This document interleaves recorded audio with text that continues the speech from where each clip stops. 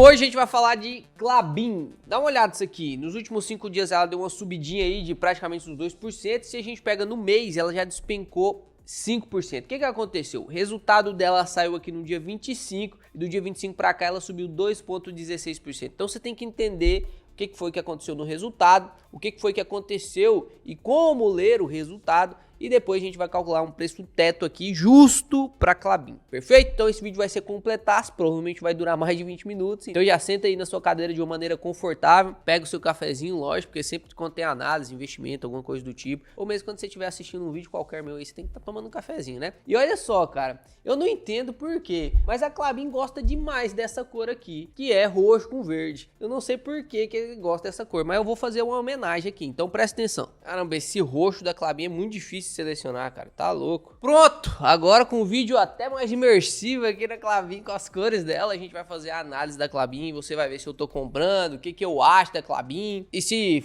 faz realmente sentido para nós que somos investidores de longo prazo e queremos uma renda passiva no longo prazo, se vale a pena ou não comprar Klabin, beleza? Você tá aqui no gráfico, como eu te mostrei, e a única coisa que você vai digitar na frente é um RI. Então você vai digitar aqui, ó, RI, vai entrar na parte, no site da Klabin. Então clicou aqui no site da Klabin, no RI dela, você vai abrir essa página aqui. E aqui nessa página você vai, ó, primeiro trimestre de 2024, central de resultados. Você vai clicar no Release e na apresentação. Release é esse, tem essa carinha aí, ó, muitas páginas. E a apresentação é esse, tem essa carinha, menos páginas. Por quê? Qual que é a diferença entre um e outro? Léo, qual que eu tenho que ler? Para você que tá começando a ler, cara, na minha opinião, você tem que ler a apresentação de resultados. A apresentação de resultados é um resumo do release, das partes mais importantes do release, que o CEO da empresa, o cara que é responsável pela relação com os investidores, acha importante com que os investidores vejam. Então tem que tomar cuidado pelo viés de framing, mas é essa apresentação aí que eles usam para poder fazer a apresentação por videoconferência mesmo com os investidores. Lógico, quanto mais conhecimento você vai tendo, mais informação você vai querer. Inclusive, eu vou te mostrar alguns pontos aqui dentro da própria apresentação de resultados, que às vezes você fica, uai, mas e aí? Aí você vai lá para o release de resultados, tem mais informações, perfeito? Então, primeiramente, deixa o like no vídeo, porque agora começa uma sessão de resultados de empresas e eu prometo que eu vou trazer praticamente todos os resultados aqui para você, né? Pelo menos aquelas empresas previdenciárias, aquelas empresas que eu tenho na carteira, aquelas empresas que normalmente os membros pedem aí, então pode ter certeza que você vai aprender pra caramba neste mês aqui neste canal, porque nesse momento de resultados, você não só vê como que eu analiso, mas como que eu chego na conclusão de análise e invisto em uma empresa de acordo com a minha metodologia de investimento. Então, às vezes você pode até não gostar da minha metodologia de investimento, não concordar, mas pode utilizar o conhecimento que eu tenho para analisar, para poder aprender a analisar também. Deixe seu like, se inscreve no canal, ativa as notificações, porque vou bombardear o seu YouTube e você vai, se você se comprometer comigo todos os dias aqui às 19 horas, 18h30, 19h20, depende aí do dia, quando o vídeo for maior, demora um pouquinho mais. E se você se comprometer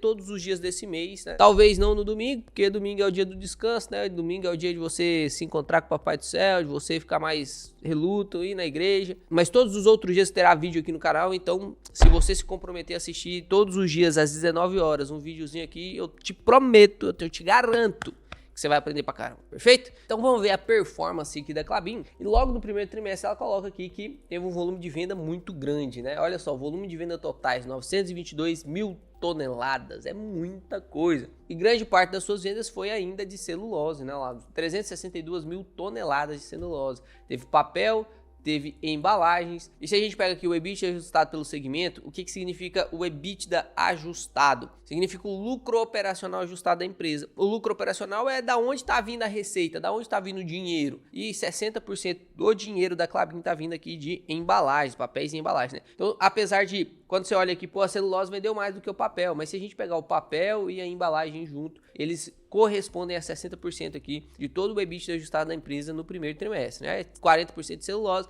60% de papel e embalagem. E é exatamente isso aqui o problema de algumas pessoas quando ela compara a Klabin com a Suzano e com a Irani. Você tem que tomar cuidado com isso, porque a Klabin, ela é totalmente diferente da Irani e da Suzano. Por que ela é diferente, Léo? Todas são de commodity celulose lá, Léo. Por que você fala que é diferente? Se a celulose cai, a Irani, a Klabin e a Suzano cai. Se a celulose sobe, a Klabin, a Irani e a Suzano sobe. Mas não é sobre isso. É sobre a tendência tendência de valorização no longo prazo. Por quê? Porque a Klabin é a empresa mais verticalizada dessas três, né? A Suzano e a Irani já tem aí um pouco de venda de papéis também, porque eles viram que não dá para ficar só no celulose. Mas a Klabin, ela já tá totalmente verticalizada. Ela não tem só papel celulose, ela tem embalagem, papel ondulado, craftline, ela tem inclusive agora, né, tá comprando fazendas para poder conseguir a sua própria madeira. Então é realmente assim uma empresa diferenciada, até porque ela tem mais de 100, inclusive aqui no próprio resultado tá falando, né, do aniversário dela de 125 anos. Vamos dar uma olhada, uma empresa mais do que centenária, né, centenária e um quarto. É uma empresa que realmente aí tá diferente das outras empresas, se você for levar em consideração a sua consolidação desse tipo de negócio, né, que a Klabin tem. A Klabin surgiu como uma impressora de papel, né, essas vendinhas que você vai aí no mercado aí, imprime papel,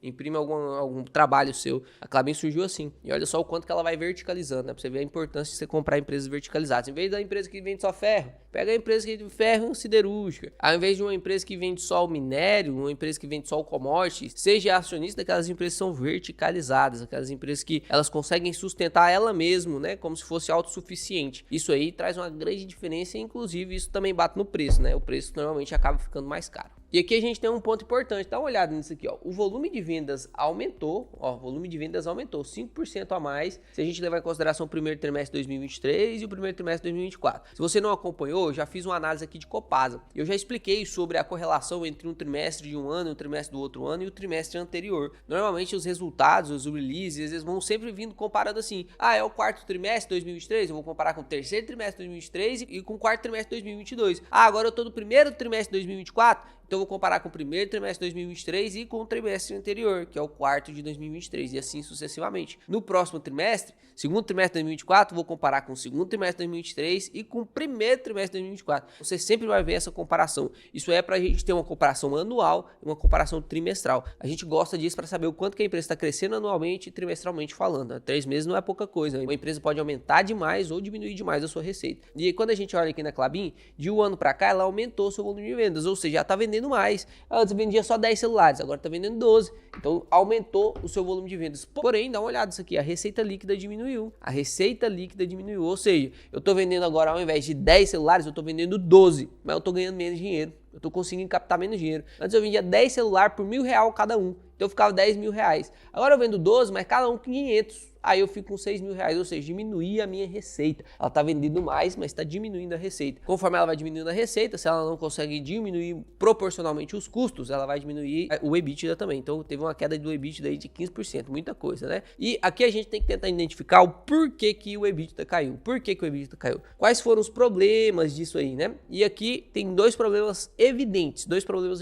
Primeiro problema, o dólar. Se a gente pega aqui o dólar lá no primeiro trimestre de 2023, estava 5,20. E agora, 4,95, a média do dólar, né? E por que isso interfere? Olha só, o cara vendeu, a Klabin vendeu 922 mil toneladas, meu parceiro. Você entende o que é isso? É muita coisa. E ela exporta isso para o mercado externo ao preço do dólar. Ela não vai exportar vendendo a reais, não, ela exporta ao dólar. E aí, vamos supor que ela vendeu uma tonelada a $250. Se o dólar tá valendo R$10, pô, foi 2.500. Se o dólar tá valendo 5, aí, pô, é 1.250. Então você tem que entender que a variação do dólar interfere muito nas empresas de commodity, porque normalmente os commodities eles são exportados. Como o dólar sobe, o dinheiro da empresa, ela ganha mais dinheiro. Quando o dólar desce, a empresa ganha menos dinheiro. Então isso aqui já é um fato que fez a receita líquida da empresa diminuir um pouco, né? O dólar cair. Então agora ela tá perdendo. Se a gente levar em consideração aqui essa queda, 5,20 menos 4,95, dá uma diferença de 25 centavos, dividido por 5,20 vezes 100, olha lá, teve uma queda de 4,8. Então 4,8 dessa receita aqui, ó, de queda de 8%, pô, seria só da variação do dólar, né? Então você tem que ficar esperto com isso aí, porque às vezes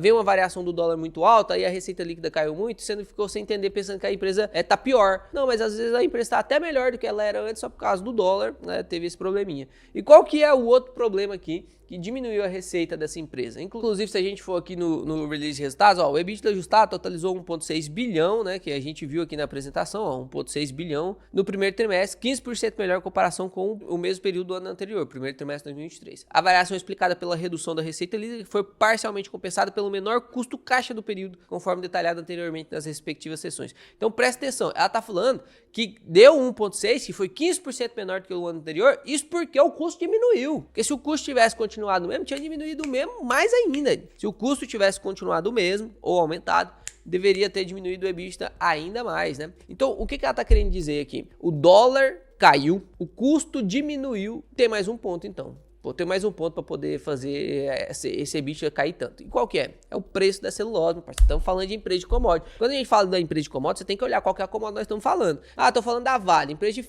commodity de ferro. Então você tem que ver qual que é o preço do ferro. Ah, eu tô falando lá de uma empresa do agronegócio. Então você tem que ver como é. Ela vende o quê? Ela é soja? Então você tem que ver o preço da soja. É café? Então você tem que ver o preço do commodity. Independente, meu parceiro, se é a melhor safra de todas de café. Nossa, normalmente por pé eu colho aqui, sei lá, né? Não sei disso, né? Mas vamos supor, por pé eu colho aqui 1 kg de café. Eu tô colhendo 10 kg de café, tá 10 vezes melhor. Mas se o preço caiu 10 vezes, vai ficar elas por elas. Então não adianta a empresa melhorar se o commodity não melhora. Não adianta a empresa melhorar se ela está no ciclo de baixa do commodity. Você vai ver eu falando isso aqui, a Klabin, ela é uma empresa de commodity. Então ela tem ciclos de commodity. Pô, se a gente abre aqui no Investidor 10 e você dá uma olhada aqui nos lucros dessa empresa, para poder ficar mais fácil aqui, ó. A gente coloca trimestral, olha isso aqui, cara. No terceiro trimestre de 2022, ela lucrou de lucro líquido, tá? 2 bilhão. Aí aqui no quarto trimestre, 789 milhões. 1,6 bilhões. Olha quanto que tá lucrando agora, 244 milhões. Agora nesse trimestre, 460 milhões. Pô, tá muito abaixo. Por quê? Ciclo de commodities. Ciclo de commodities. Então vamos voltar aqui. Aqui você já começa a ver sobre a parte do commodity. Olha só, celulose. A demanda está aquecida. Porém, olha o preço líquido. Olha o preço líquido. O preço líquido diminuiu.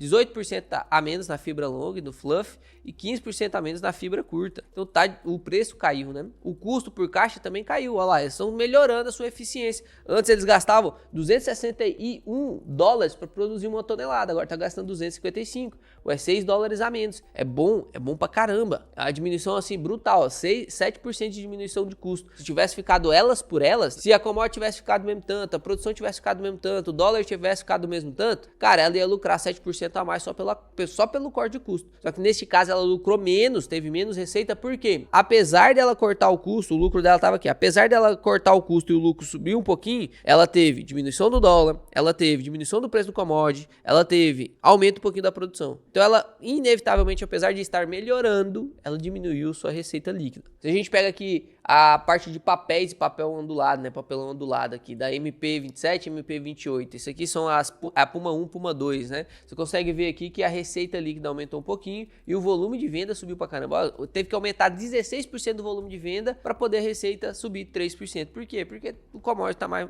barato, né? O papel tá mais barato. Mesma coisa o papel ondulado lá. 6% do aumento do volume de venda, mais 1% só do aumento da receita líquida. Aí aqui ele só mostra que o custo, né, com despesa, vendas gerais e administrativas diminuiu pra caramba, 17%. Aqui a gente chega numa parte importante, então presta atenção aqui, ó. Vou bater aqui, ó, pra você prestar atenção. Eu sei que teve uns que estavam olhando meio pro lado aí, que agora prestou atenção. Dívida líquida sobre EBITDA numa empresa é muito importante. Por quê? Porque uma empresa que a gente investe para poder receber dividendos, o que precisa acontecer contabilmente? Coloca isso dentro da sua cabeça. A empresa tem que fazer o negócio dela, que no caso aqui da Klabin é cortar madeira, transformar madeira em celulose, pegar a celulose e transformar em papel, vender o que tá mais caro. Ah, a celulose tá mais cara, eu vendo celulose. Ah, o papel tá mais caro, eu vendo papel. Ah, agora eu consigo fazer embalagem com os papéis que eu produzo. Agora eu vendo embalagem ao invés do papel. Então, o que tiver mais caro, ela vai vender. O que tiver mais caro, ela vai vender. Isso aí é o processo dela. Isso é o operacional dela. E aí, com esse operacional, a gente tem uma receita, que é o que entra de dinheiro dentro do caixa. Depois dessa receita, tem que tirar todos os custos. Ah, o custo de investimento. Ah, o custo de pagar os funcionários. Ah, os custos, tudo. Paga todos, paga imposto, tudo. Aí vira o lucro líquido, certo? Do lucro líquido, aqui no caso da Klabin, que ela tem uma política de dividendos um pouquinho diferente, que é através o pagamento de dividendos acontece através do EBITDA ajustado, mas só para você entender contabilmente como que funciona uma empresa, quando a gente tirou todo aquele custo que vira lucro líquido, a empresa tem que decidir o que ela vai fazer com aquele dinheiro, como que ela vai distribuir esse dinheiro. O que ela vai fazer? Ela vai pagar como dividendo, ela vai fazer uma bonificação, ou ela vai fazer recompra de ação. A Irani, por exemplo, que soltou o resultado agora também, ela tá fazendo uma recompra de ações. A Klabin fez uma outra coisa que você vai ver aqui nesse vídeo. Será que é vantajoso? E aí a gente precisa ver a dívida líquida sobre EBITDA, porque antes de virar lucro líquido, tem que sair as dívidas. O EBITDA, o D e o A lá é depreciação e amortização. Então amortização do quê? De dívida, meu parceiro. Então antes de virar virar lucro líquido, tem que amortizar a dívida. Se tá devendo demais, vai sobrar menos pro dividendo. Se tá devendo demais, o acionista vai ser menos remunerado. Por quê? Porque vai ter que pagar a dívida. Quando você compra uma ação, você tá comprando o quanto que ela tem de lucro. Aí mesmo já te digo, é lucro. Se tem dívida, antes você tem que pagar as dívidas para poder virar lucro, né? Então é muito importante que você veja aqui e analise junto comigo essa dívida líquida sobre EBITDA, inclusive a composição dessa dívida, para ver se ela é perigosa ou não. Eu sempre falo para vocês, uma dívida líquida sobre EBITDA menor do que 3 é saudável, Você permite ali uma dívida líquida acima de 5 quando é uma empresa de transmissão de energia elétrica, que ela tem que fazer muitos leilões, que ela tem que investir bilhão o tempo todo, porque senão ela perde as suas concessões, né? Vai vencer nas concessões e ela tem que fazer outras. Ela não tem opção. Então, normalmente nas transmissões é realmente mais alto. Mas em empresas normais, a gente quer uma dívida líquida menor do que 3. Você vê aqui que desde 2022 ela estava conseguindo abaixar a dívida dela e agora subiu de novo, né? E tá 3,5. É uma dívida saudável? Você pode perceber que a Klabin, ela tem uma característica realmente, né, de ficar devendo muito. Teve um momento que a dívida dela estava de 6, dívida líquida sobre EBITDA de 6, isso é loucura, né? Porque ela faz projetos muito grandes, né? Por exemplo, agora no projeto Figueira, que é um projeto de embalagem, ela vai investir 1,5 bi, isso aí não vem do EBIT, isso vem do lucro. O dinheiro tem que virar o dinheiro livre para depois ir pro CAPEX. E às vezes ela faz o projeto agora, por exemplo, lançou lá em 2022, quando a celulose estava bombando. E aí a celulose cai, o EBITDA cai e a dívida continua. Ou seja, a dívida líquida sobre o EBITDA sobe. Então às vezes a dívida nem subiu tanto, mas o EBITDA caiu tanto que a dívida líquida sobre o EBITDA sobe. Então são momentos, são ciclos de commodity. Você tem que ficar acostumado a ver isso dentro de uma empresa de commodity também, né? Por isso que você tem que saber muito bem o que você está fazendo antes de você investir em Klabin, porque é uma empresa de commodity. Ela paga dividendo? Vamos falar sobre esse dividendo aí, né? De muita gente fica questionando, criticando a Klabin, que ela paga 4, 5, 6% de dividendo. A gente vai ver se isso é suficiente para a Klabin ou não e quanto que você deveria pagar na Klabin atualmente. E aqui, se a gente pega o cronograma de amortização dessa dívida, perceba o quanto que essa dívida vai ficar grande aqui em 2028 e 2029, né? E grande parte dessa dívida é em dólares. Ela tem um caixa aqui de 11,8, onde esse caixa é dividido em dólar e reais. Então ela tem uns 53% desse caixa em dólares, o que vai dar aqui em bilhões, né? Vamos colocar aqui, ó, 5,5 bilhões em dólares. E isso aqui consegue pagar até 2027, beleza. Esses dólares aqui consegue pagar até 2027. Os reais também tá bem tranquilo. Só que em 2028 para 2029 aqui, ó, a gente tem esse ato aqui que a gente não sabe o que a Klabin vai fazer, né? O custo da dívida, se você der uma olhada aqui, ó, o custo da dívida é de 5,7% ao ano. Então a intenção da Klabin é que até 2027 esteja todos os projetos dela funcionando, né? Tudo 100%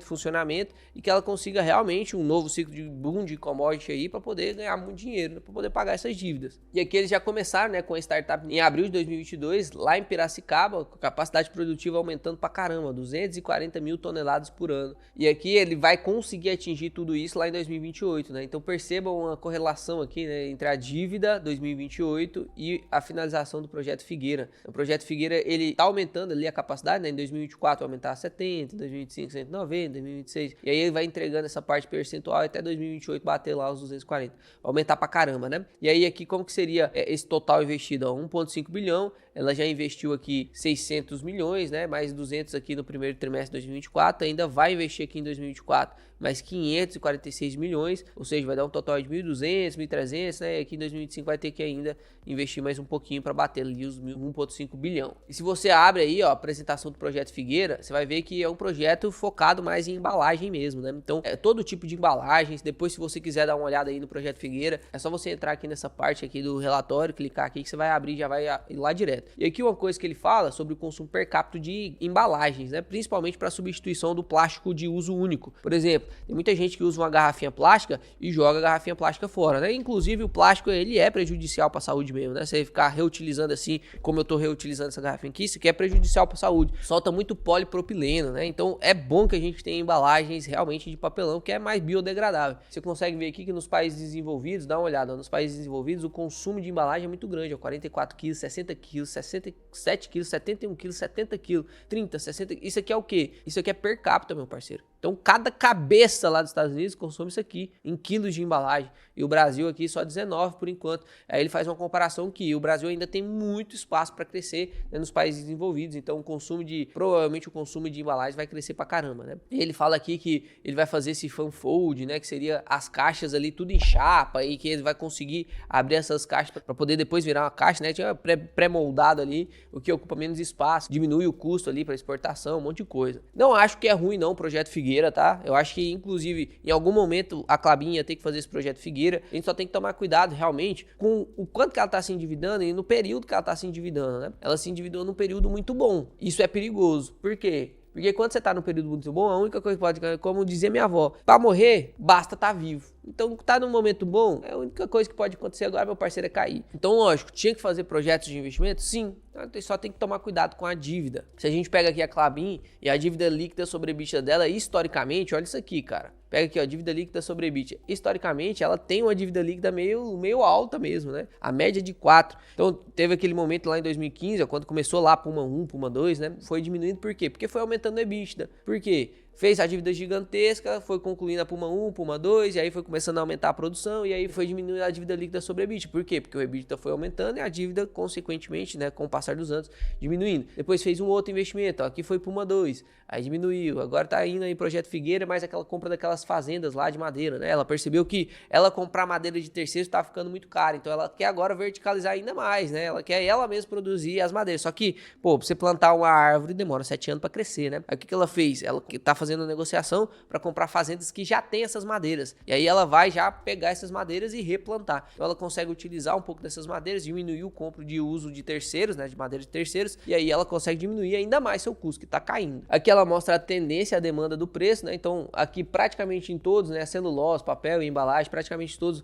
vai ficar ali num preço mais ou menos para bom, né, mais ou menos para bom, e o preço também ali no mais ou menos para bom, né? A gente não tem uma tendência de queda de preços pior do que já tá agora. Então é esse resultado aí para cima, né? É isso que ela tá falando. Pô, eu espero esse resultado para cima. Eu não acho que o EBITDA vai diminuir mais. Eu não acho que a receita vai diminuir mais. É daí para cima. Então isso facilita pra gente fazer o nosso preço teto projetivo, né? Que é isso que vocês estão esperando, né? Eu tenho certeza. E aqui na parte de proventos ela fala, ó, em 2022 ela pagou 1,6 bilhão de dividendo, em 2023 1,3 bilhões, e aqui a previsão, né, a tendência aqui da competência de 2024 é de 1,2 bilhões. Eu fiz inclusive uma live com o pessoal da geração de dividendos, onde a gente comparou Klabin com Irani, e a gente fez o preço teto das duas. E aqui eu vou fazer com vocês um preço teto mais rápido aqui de Klabin. Perceba que a Klabin ela tem uma política de dividendos onde ela paga através do EBITDA ajustado. Na política da Klabin é de 15 a 25% do EBITDA ajustado. Opa, tá escrito aqui, né? Tá escrito aqui, ó. Então, esse aqui é o alvo da política de proventos dela. Logo, a gente não vai olhar o lucro líquido. Aqui no próprio release, né, você consegue ver o lucro líquido da empresa, ó, que foi de 460 milhões. Mas o dinheiro do dividendo não vem daqui. Ele vem daqui, ó, do EBITDA ajustado. Então, perceba que aqui no primeiro trimestre de 2023, só pra gente finalizar essa parte de o quanto o commodity está desvalorizado, olha isso. Aqui a gente vendeu muito mais do que aqui, né? Teve um aumento de 5% das vendas, do volume de vendas. Mesmo assim, a receita foi um pouco menor. Mesmo assim, o EBITDA foi menor. Mesmo assim, o lucro foi menor, né? Olha isso aqui, cara. O lucro diminuiu pra caramba, né? 3 vezes praticamente, né? 3 vezes praticamente. 64% a diminuição do lucro. E aqui você consegue ver, inclusive, também a comparação do dólar, né? Olha só, o dólar lá, o dólar médio, 5,20, 4,95. Então, são vários pontos aqui que fez com que esse lucro líquido diminuísse. Você vê que o EBITDA tá praticamente, a gente pode falar que caiu muito, né? 15% é muito, mas em comparação com o lucro diminuiu muito mais. Por quê? Porque tem muita amortização agora, né? Tem muito investimento, tá sendo pago, então diminui um pouco o lucro, né? Amortização, depreciação, taxa, imposto, enfim. Então, como que a gente faz o preço teto da Klabin? Primeira coisa, a gente tem que projetar o quanto que ela vai ganhar ali de EBITDA, porque ela faz o pagamento de dividendos com o EBITDA. Então, vamos abrir aqui a planilha dos membros. Inclusive, já quero apresentar para vocês aqui a nova planilha dos membros da geração de dividendos aí, ó. Fizemos uma mega atualização das planilhas, né? Então, a gente passou dessa planilha aqui, ó, que era uma básica, mas que funcionava, né? Essa planilha aqui ajuda muita gente. Você consegue tomar decisões de investimento muito melhores usando essas planilhas aqui, que é o preço teto Basinho, o preço teto Graham, o preço teto Peter Lynch e o preço teto projetivo. Para isso aqui, se liga agora o tanto que ficou mais linda, né? Ficou top demais. Então aqui a gente tem um screen total de todas as empresas. Você coloca aqui os seus filtros, inclusive, né, se você se tornar um membro, vai ter um vídeo te ensinando a usar isso aqui. Tem vários métodos de ranqueamento aqui, o Basinho, o Graham, o Peter Lynch, da geração de dividendos, né? GD mais Basinho, GD mais Graham, GD mais Magic Formula. Você consegue ver aqui quais são as empresas mais bem ranqueadas, ó. Inclusive, vai sair aí o relatório de Auren hoje e a gente já vai ler o relatório de Auren que eu tinha prometido para vocês. E amanhã vai ter aí relatório de Auren para vocês, tá? Então não perca esse vídeo também. Se inscreve aí, não vacila não. Ficou bonitona a planilha, você já consegue ver aqui todos os valuations juntos, né? A tendência da planilha. E aqui também tem o preço teto Bazin, o Graham, o Peter Lynch, né? Tudo bem arrumadinho aqui. E hoje que a gente vai calcular o preço teto projetivo aqui da Klabin junto com vocês. Então vou digitar aqui, ó, Klabin, KLBN 4, já vai calcular o preço atual. E o que você tem que mudar aqui, meu parceiro? A única coisa que você tem que mudar é os que estão em preto. O DPA e o LPA vai ser calculado automaticamente. Então o que a gente precisa primeiro pegar?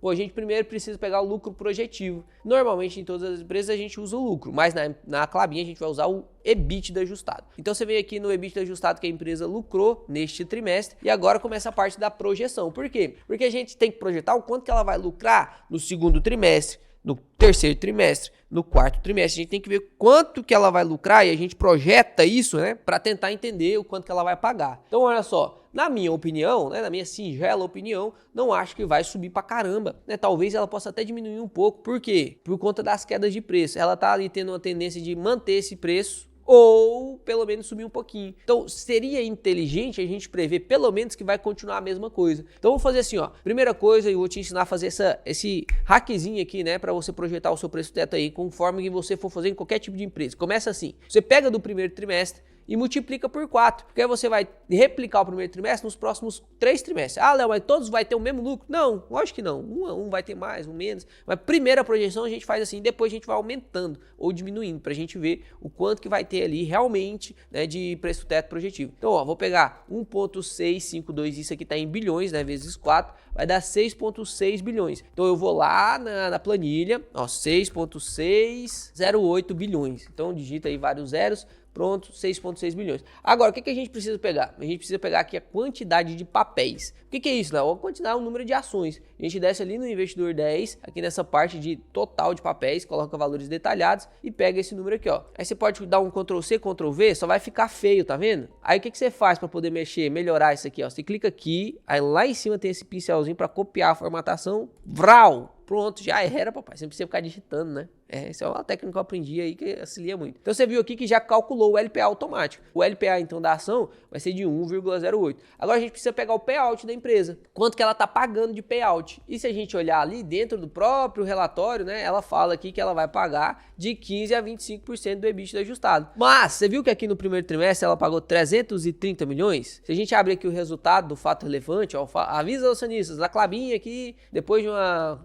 reunião, dia 24, vamos pagar 330 milhões, que vai dar 5 centavos por ação ou 29 centavos por unit. Quanto que corresponde esse payout aqui? Se a gente pega 330 milhões de 1,652 bilhões, pô, é 20% de payout, né? Então a gente pode simular que ela vai continuar pagando esses 20% de payout durante o ano. Então a gente já tem um DPA aqui, ó. E olha que interessante, né? Por que você tem que fazer o preço teto? Olha a WIS aqui, que é um preço teto que a gente calculou aqui em cima. A WIS, ela também tem o mesmo LPA, ó. LPA de 1,08 e a Klabin de 1,08. Aí você olha aqui e fala, eu tenho que pagar R$7 na WIS para ganhar um lucro por ação de 1,8. E aqui na Klabin eu pago 4,72 para ter o mesmo lucro. Só que aí, meu parceiro, você vê aqui o payout da empresa, você vê que o DPA dela tá bem maior, né? O DPA aqui da WIS, se o foco é receber dividendos, o DPA da WIS tá de 54 centavos, enquanto da Klabin tá ali, ó, de 22 centavos por ação. Agora a única coisa que você tem que fazer é colocar aqui qual é o yield que você quer receber. Ah, Léo, eu quero receber aí os 6%. Aí você vai ver que o preço teto dela estaria de 3,60 centavos para receber 6%. Ué, Léo, então quer dizer que ela tá cara? Aqui tá 3,60 e ela tá custando 4,72? Exatamente, meu parceiro. Se você investir na Klabin esperando dividendo, tá cara. E por isso que eu falo, Klabin é uma empresa de oportunidade, ela não é empresa previdenciária ainda, ela ainda não decidiu começar a pagar dividendos, ela tá investindo pra caramba. Se ela tivesse com payout aqui, olha só, se ela tivesse com payout de 50% igual a WIS, por exemplo, pô, aí ela custaria R$8,99. Só que não, o payout dela tá muito baixo, né? E se você olha só para dividendo, 20%, pô, o payout tá muito baixo. Só que aí que tá. E você viu que se eu subir o payout dela para 50%, que nem é muita coisa, pô, Itaú, por exemplo, paga 80%. Se eu subir o payout da Klabin para 50%, poxa, já vai ficar muito dentro do preço. Será que não é uma hora de eu investir nela agora, enquanto ela tá cotada a 4, para depois, quando ela lá no longo prazo, longo prazo ela subir para 8 lá no final, porque ela vai começar a subir o payout dela e o pessoal vai ver, pô, tá pagando mais, vou comprar mais. Uma empresa de oportunidade, é aquela empresa que você investe hoje para lá no futuro você receber dividendos com ela, porque ela não vai pagar muito dividendo hoje, não vai pagar muito dividendo hoje. Se a gente jogar aqui no Peter Lynch e no Graham, só para poder finalizar aqui, ó, aqui na planilha nova você tem dois jeitos de fazer o Graham, olha que loucura. Você pode atualizar os dados, e a gente tem uma base de dados aqui que eu vou sempre ficar atualizando, mas você pode fazer a cópia da planilha e atualizar seus próprios bases de dados, né? Se você quiser atualizar 3 vezes no dia, você pode atualizar. Então olha só, aqui se eu digito aqui, ó, KLBN4, já vai atualizar aqui, já vai puxar sozinho o LPA e o VPA, e aqui você já vai ver o valor intrínseco. Então, no Graham, ela deveria estar custando 4,78, tá com a cotação de 4,72, ou seja, 1% de margem de segurança, né? Bem pouquinho. O Graham gosta de 10% de margem de segurança. Então, talvez até o Graham aqui não compraria Klabin. Se a gente vem aqui para Peter Lynch, olha só, se eu colocar aqui, ó, KLBN4, já vai calcular aqui o preço atual. E aqui você só coloca, se você quer digitar manualmente, pô, se eu colocar aqui manual, vai aparecer aqui em preto para você digitar o dividendo yield atual e o PL atual dela e o crescimento projetivo que você espera. Então, ó, vamos digitar manualmente aqui, depois eu te mostro como que faz o automático, tá? Então vamos aqui na Klabin, eu pego lá o dividendo atual da Klabin, que tá de 6,41, e aqui no PL, o PL dela tá de 13,56. Aí eu coloco um crescimento projetivo aqui, na minha opinião, teoricamente não vai crescer tanto, vou colocar 2% aqui de projetivo, aqui o resultado tá de 0,62. Quer dizer então que é 0,62 que deveria custar aqui a ação? Não, no Peter Lynch é diferente, deixa eu tirar um pouquinho o zoom aqui, ó, ele vê através dessa legenda, tá? Dessa legenda aqui, mas aqui já vai aparecer automático pra você, já vai mostrar aqui que ela tá cara. Então, olha que loucura que ficou essa planilha, né? Ficou braba demais, cara. Aqui você colocar aqui no automático, ele vai puxar aqui automaticamente os dados e às vezes pode vir um pouco desatualizado. Tá vendo aqui que o PL vem um pouco desatualizado? Então, sempre quando você vê que tem uma incoerência, você vem aqui em um manual, é justamente para isso que existe, e digita o seu próprio manual aí, tá? E aí vai aparecer ali para você. Cara, ficou sensacional a planilha, realmente uma coisa assim de louco, ficou brabo pra caramba. E a única coisa que você precisa fazer para ter acesso a essa planilha é só você vir aqui no canal, vou mostrar aqui para vocês. Vocês já tem aqui, né? É só clicar aqui na parte de seja membro, mas deixa eu mostrar aqui para vocês. Então eu tô aqui no canal, tô vendo aqui, por exemplo, o vídeo da Sanepar, e aqui no vídeo da Sanepar eu clico em Join, seja membro. Você vai ter acesso não só a todas essas planilhas aí, mas você vai ter prioridade nas respostas dos comentários, vai ter acesso a 6, aqui tá 6 aulas, mas são 7 aulas exclusivas, tem mais de 7 horas de aulas ali, e é uma comunidade exclusiva no WhatsApp, que inclusive hoje já passei um tempo aqui respondendo o pessoal. Você tem a oportunidade de tirar suas dúvidas me marcando ali, eu venho aqui e te respondo todos os dias, né? Não passa 24 horas uma dúvida aqui sem eu responder, perfeito? Espero que você tenha gostado do vídeo, se você gostou deixa o like, se inscreve no canal, não gosta, se inscreve no canal, que amanhã tem mais um vídeo excepcional. Até mais, investidores!